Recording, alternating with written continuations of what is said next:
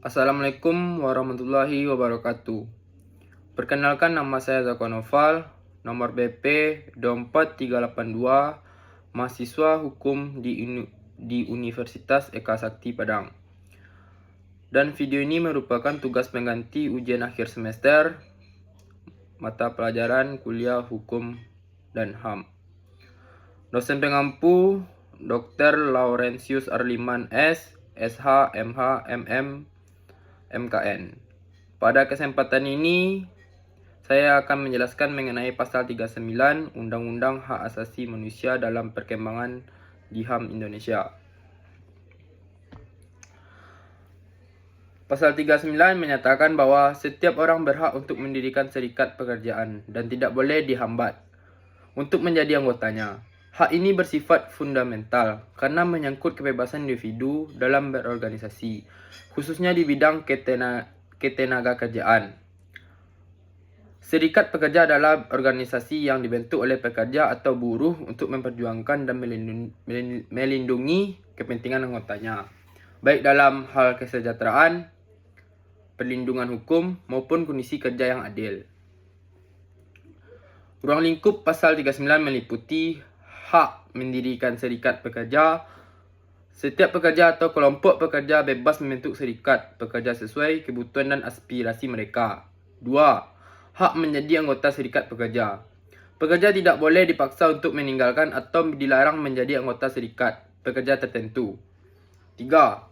Perlindungan hukum terhadap hambatan. Negara maupun pihak lain tidak diperkenakan menghalangi pelaksanaan hak ini. Di pasal 39 ada asas-asas prinsip yang terkadang. Pasal 39 mencerminkan beberapa asas penting dalam hukum ketenagakerjaan dan hak asasi manusia. Asas-asasnya adalah asas berserikat, asas non-diskriminasi, dan asas perlindungan pekerja. Dan juga ada peran dan fungsi serikat pekerja. Serikat pekerja memiliki peran yang sangat strategis dalam membangun hubungan industrial yang adil dan harmonis. Keberadaannya tidak hanya penting bagi pekerja, tetapi juga bagi pengusaha dan pemerintah dalam menciptakan keseimbangan kepentingan. Beberapa peran utama serikat pekerja antara lain memastikan hak atas upah yang adil dipenuhi sesuai ketentuan perundang-undangan dan kesepakatan kerja.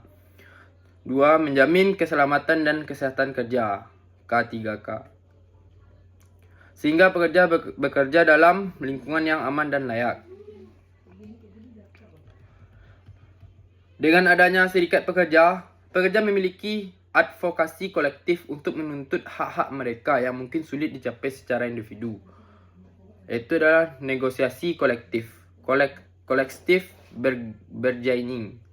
Serikat pekerja dapat melakukan perundingan bersama dengan pengusaha untuk mencapai kesepakatan yang menguntungkan anggota.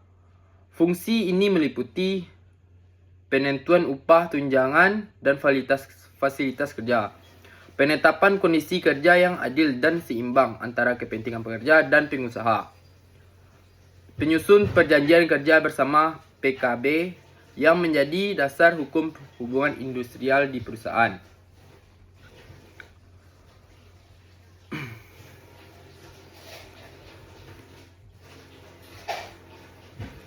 Di pasal 39 ada dasar hukum internasional dan nasional. Pasal 39 sejalan dengan prinsip-prinsip internasional mengenai hak berserikat dan berorganisasi, antara lain Konvensi ILO nomor 87 1948 menjamin kebebasan berserikat dan perlindungan hak untuk berorganisasi. Konvensi ILO nomor 98 1949 menjamin hak pekerja untuk berunding bersama secara kolektif tanpa adanya diskriminasi. Di tingkat nasional, pasal 39 merujuk pada Undang-Undang Nomor 13 Tahun 2003 tentang ketenagakerjaan. Undang-Undang mengatur hak pekerja untuk membentuk dan menjadi anggota serikat pekerja. Dan Undang-Undang 21 Tahun 2000 tentang serikat pekerja. serikat pekerja atau serikat buruh, memberikan pedoman operasional, hak kewajiban, dan perlindungan hukum bagi serikat pekerja di Indonesia. Pasal 39 ini memiliki implikasi penting dalam praktik ketenagakerjaan, yaitu kebebasan berorganisasi, peningkatan posisi tawar pekerja, pencegahan penyalahgunaan kekuasaan, harmonisasi hubungan industrial. Tantangan dan kendala pelaksanaan. Meskipun pasal 39 ini menjamin hak setiap orang untuk mendirikan serikat pekerja dan menjadi anggotanya, dalam praktik pelaksanaannya masih menghadapi berbagai tantangan dan kendala, baik dari sisi pekerjaan, pengusaha, maupun sistem hukum itu sendiri. Dalam praktik ini masih terdapat beberapa kendala, yaitu intimidasi atau tekanan dari pengusaha. Salah satu kendala utama adalah adanya tekanan atau intimidasi dari pengusaha terhadap pekerja yang ingin bergabung atau membentuk serikat.